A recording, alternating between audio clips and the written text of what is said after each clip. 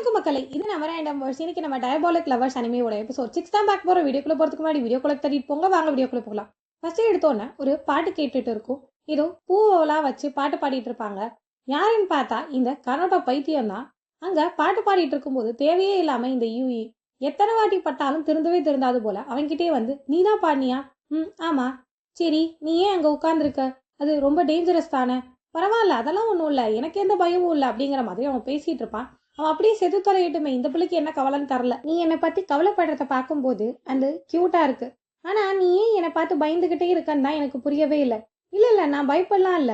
நீ கீழே விழுந்துருவியோன்னு தான் நான் ரொம்ப பயப்படுறேன். ஏன் அவன் விழுந்தா என்ன உனக்கு? ஏம்பா, நீ ஏன் இவ்வளவு முட்டாளா இருக்கிற? ஆனாலும் கியூட்டா இருக்கு தெரியுமா?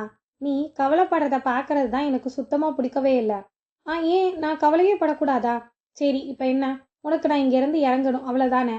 அப்படின்னா எனக்கு ஒரு கிசு கொடு அப்படிங்கிற மாதிரி கேட்பான். அப்படியே சேர்த்து தொலைடா அப்படின்னு சொல்றத விட்டுட்டு, கிசு கொடுக்கலன்னு வச்சுக்கவேன், நான் கண்டிப்பா இறங்க மாட்டேன். இங்க பாரு, நீ கிசு கொடுக்கலன்னா இந்த இடத்த விட்டு முதல்ல கிளம்பி போயிடு. சிச்சோ, என்ன கவலைப்படுறியா? நிஜமாலுமே நான் சொன்னதை நீ சீரியஸா எடுத்துக்கிட்டியா? பைத்தியம் பைத்தியம், நீ எப்பயுமே இப்படிதான் பைத்தியம் மாதிரி நடந்துக்குவியா? சரி, நான் உண்மையாலுமே இப்ப இறங்கட்டுமா அப்படின்னு சொல்லிட்டு பார்த்தா அது மேல ஏறி நின்னுக்குவான். பார்த்தா அங்க இருந்து சயனோர சொல்லிட்டு கீழே குதிச்சிருவான். ஐயே, சரியான பைத்தியம் தான் போல இருக்கு இவன். உடனே இந்த ஈயும் சும்மா இல்லாம ஐயோ கரட்டோன்னு கத்திக்கிட்டே கீழே போகுமா. உடனே அவன், என்ன என்ன பிரச்சனை? ஏன் கத்திக்கிட்டே இருக்க? எரிச்சலா இருக்கு எனக்கு. ஐயா, செகண்ட் ஃப்ளோர்ல இருந்து நான் கீழே விழுந்தா செத்து போயிருவேன் நீ நினைக்கிறியா? பைத்தியமா நீ? நான் எப்படி சாவேன்? அதான் நான் பார்த்தேன், நீலாம் சாகவே மாட்டடா. இல்ல, எனக்கு சாகணும்னு ஆசைதான், ஆனா என்னால சீக்கிரமா சாக முடியாது. ஏன் நீ சாகணும்னு ஆசைப்படுற அப்படின்னு இந்த யூவி கேட்டுக்கிட்டு இருக்கும். முதல்ல ஏன் நீ பாவமா பேசுற? சாகணும் தான், ஆனா இப்போதைக்கு கிடையாது. சரி, அதை விடு. எனக்கு ஒரு பிளேஸ் ரொம்ப ரொம்ப பிடிக்கும், நான் அங்க உன்னை கூட்டிட்டு போறேன் அப்படின்னு கூட்டிட்டு போவான். போன வாட்டியே அவன் சுடுகாட்டுக்கு கூட்டிட்டு போனான். இந்த வாட்டி எதுக்கு கூட்டிட்டு போறான்னு தரல. இதுக்குதான் இந்த யூவி இவன் கூட சேருதுன்னே தரல. ஆனா ஒரு இடத்துக்கு கூட்டிட்டு போவானா? இதெல்லாம் என்னது? இதுவா வேக்ஸ் ஃபிகர்ஸ்? வேக்ஸ் ஃபிகர்ஸா? நான் இது மாதிரி உன்னை பார்த்ததே கிடையாது. ஓ அப்படியா? டெடி கூட இங்க வரும்போதெல்லாம் ஒரு மாதிரி பயந்துகிட்டே இருக்கும். ஆமா, நீ சந்தோஷப்படுற மாதிரியே தெரியலையே நான் இங்க கூட்டிட்டு வந்ததுக்கு. இல்ல இல்ல, எனக்கு இதெல்லாம் பார்க்கும்போது ஒரு மாதிரி பயமா இருக்கிற மாதிரி இருக்கு. ஓ, பயமா இருக்கா? உடனே எனக்கு டெடி தான் கியூட்டுன்னு தோணுது. இருக்கிறதுலே டெடி தான் கியூட்டு. ஆனா எல்லாத்துக்குமே சோலே இல்லையில. சோல் இல்லையா? என்ன சொல்ல வர? அதான், இப்ப நீ கூட பொணமா இருந்தேன்னு வச்சுக்கவேன், ரொம்ப ரொம்ப அழகா இருப்ப. நீ பேசாம பொணமாகி இந்த ஃபிகரா மாறிடுறியா அப்படிங்கிற மாதிரி கேட்பான். தேவையே இல்லாம இந்த பைத்தியத்துக்கிட்ட வந்து மாட்டிட்ட பத்தியா? இவன் உன்னை கொல்றதுலயே இருக்கான் ஸ்டார்டிங்ல இருந்தே. என்ன என்ன சொல்லிட்டு இருக்க? நான் ஏன் மாறணும்? நீ மாறிட்டேன்னு வச்சுக்கவேன், டேடிக்கும் ஒரு ஃப்ரெண்டு கிடைச்சிரும், ஜாலியா இருக்கும்ல, நல்லா இருக்கும், வா மாறு அப்படிங்கிற மாதிரி கத்திக்கிட்டு இருப்பான். நான் மாற மாட்டேன் அப்படின்னு இந்த ஈயும் சண்டை போட்டுக்கிட்டு இருக்கும். அவன் அங்க இருந்து தப்பிச்சு போகலான்னு நினைக்கும் போது இந்த பைத்தியம் வந்து அவளை பிடிச்சி இழுத்துட்டு, ஏன் ஏன் பயப்படுறா? ரொம்ப பயப்படுறல்ல? அப்படியே உன் மூஞ்சில அந்த எக்ஸ்பிரஷனை பார்க்கும்போது எனக்கு எப்படி பரவசம் ஆகுது தெரியுமா? ஆகும்டா ஆகும், நான் உயிர் பயத்துல ஓடிக்கிட்டு இருக்கேன், உனக்கு பரவசமா இருக்கான்? என்னாச்சு? நீ பயந்த பத்தியா? அப்ப எவ்வளோ அழகா இருக்க தெரியுமா? இதுதான் இதுதான் எனக்கு ரொம்ப ரொம்ப பிடிச்சிருக்குது அப்படின்னு சொல்லிட்டு அங்கங்க அவளை கடிச்சு கடிச்சு நக்கிறது ரத்தத்தை குடிக்கிறதுன்னு பண்ணிட்டு இருப்பானா. அவ வலிக்குது வலிக்குதுன்னு, இங்க பத்தியா, உன் உடம்புல ரத்தமே இல்லைன்னா அழகா இருப்ப. அதே மாதிரி உன் வாய் இருக்குல்ல, அதை நான் சேர்த்து தச்சிட போறேன். உன் கண்ணுக்கு கிளாஸ் பால்ஸ் கொடுக்க போறேன். என்ன கலர் கொடுக்கட்டும்? அப்படியே உன் ஸ்கின் வந்து ஸ்மூத்தா செராமிக் மாதிரி ஆயிடும், ரத்தமே இல்லைன்னா. நல்லா இருக்கும்ல?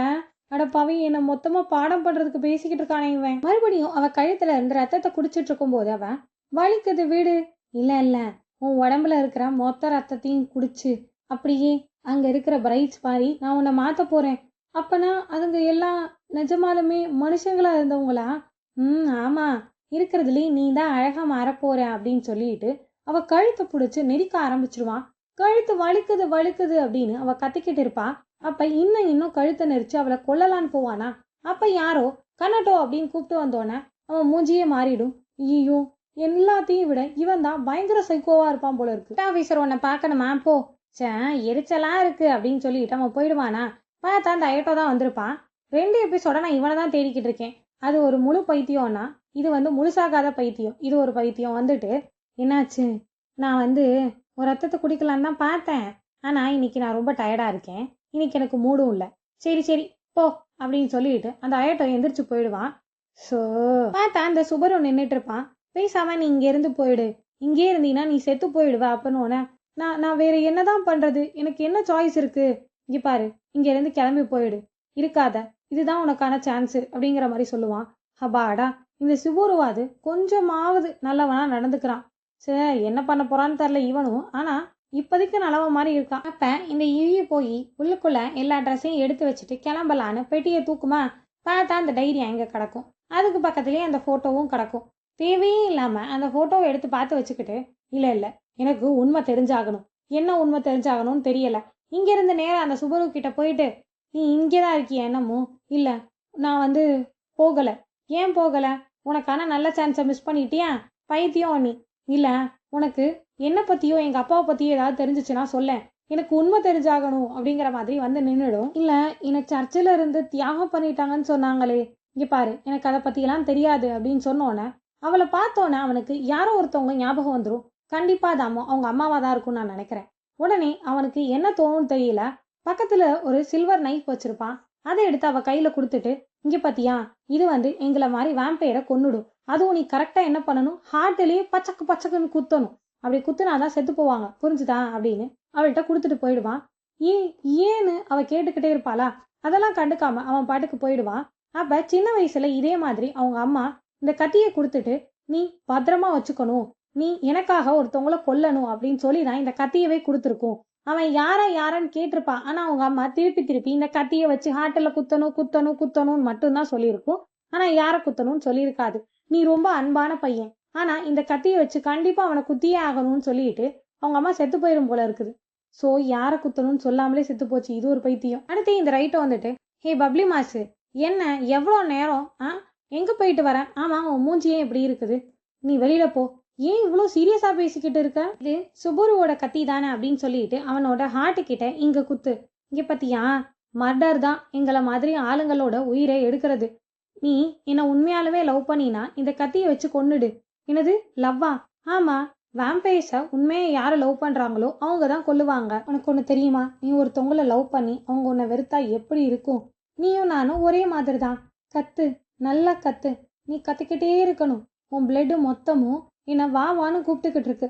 அப்பெல்லாம் ஒன்றும் கூப்பிடல, தள்ளி போடா அப்படின்னு அவள் தள்ளி விட்டுக்கிட்டே இருப்பாளா.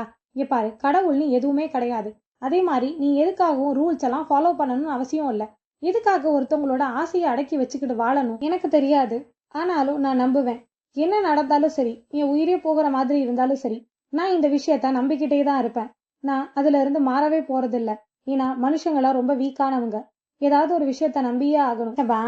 இவ்வளோ நாள் நான் உன் பிளட்டு மேலே மட்டும்தான் ஆசைப்பட்டேன்.